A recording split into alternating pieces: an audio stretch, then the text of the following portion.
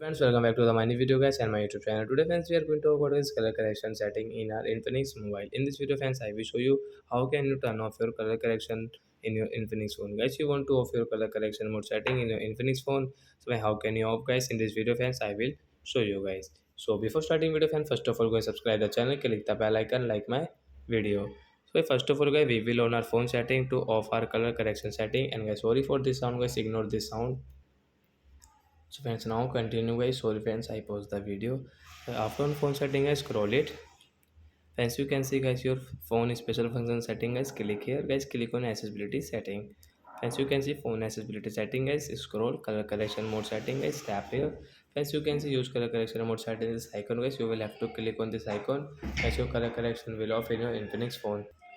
So that's it guys. Thanks for watching the video guys. We will meet our next video guys with new topic. Before going guys, please go and like the video, subscribe the channel. Bye bye friends.